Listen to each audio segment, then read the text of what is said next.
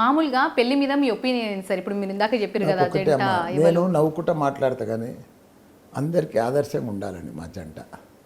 ఇప్పుడు ముందు అమెరికాలో అక్కడ ఫ్యామిలీలు చాలా డిస్టర్బ్ అవుతుండే, కానీ ఇప్పుడు మన సంప్రదాయం ఎక్కువైపోయింది అక్కడ. మన కల్చర్ అక్కడ బయటి దేశాలలో బాగా పాటిస్తారు. మన తానే కొద్దిగా ఇదవుతున్నారు, అంటే కొద్ది మందే ఉన్నారు, అందరు అయితే లేరు. అందరికీ కూడా ఇట్లా కలిసి మెలిసి ఇప్పుడు చాలామంది నా ఏజ్ వాళ్ళు ఉంటారమ్మా, 73, 74, 50 years మ్యారేజ్ డే ఉంటుంది. ఏ కొడుకులు పట్టించుకోరు, సామాన్యంగా అనాథాశ్రమం లేచిపోతారు. అమెరికాలో ఉన్నా ఇక్కడ ఉన్న సీనియర్ సిటిజన్ అనాథాశ్రమంలో పెట్టి పైసలు కట్టిపోతారు. వాళ్ళని ఆదరణ ఉండదు, చూడరు. నేనేంది మెసేజ్ పంపిస్తున్నా అంటే నా పెళ్లి దిక్కెళ్ళి మనం ఇంత సంపాదించినాము, పిల్లలను ఇంత చదివించినాము, ఇంత గొప్పగా పెంచినాము, వాళ్ళని అన్నీ చేసి పెద్ద పెద్ద ఉద్యోగాలు ఇప్పించినాము, రాత్రి పగళ్ళు మన పొట్ట చంపుకొని కళ్ళల్లో ఒత్తులేసుకొని వాళ్ళని అంతా పెద్దగా చేస్తే మనని అనాథాశ్రమంలో పెడతారా? మన ఆస్తులన్నీ వాళ్ళకే పోతాయి కదా.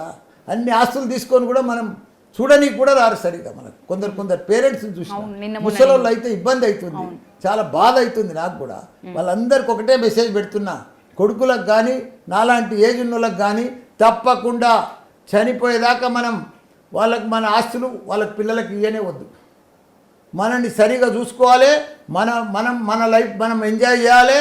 తప్పకుండా వాళ్ళు ఎన్ని చేసుకుంటారో మనం అంతకంటే ఎక్కువ చేసుకొని చూపించాలని నేను ఈ మ్యారేజ్ చేసుకుంటున్నా.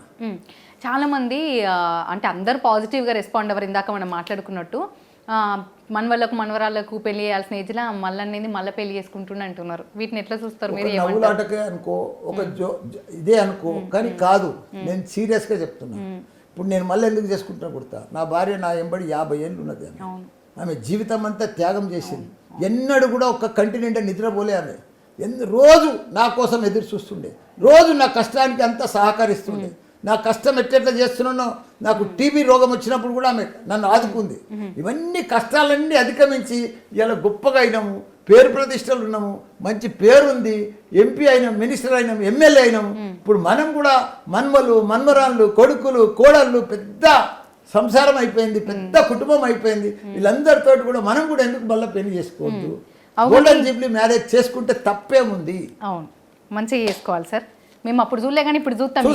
పుట్టక ముందు అయింది కాబట్టి అప్పుడు ఇప్పుడు దగ్గర ఉండి అందరికి చూసే అవకాశం కూడా ఉంటుంది. నిండు నూరేళ్ళు మీరు చల్లగా ఉండాలి.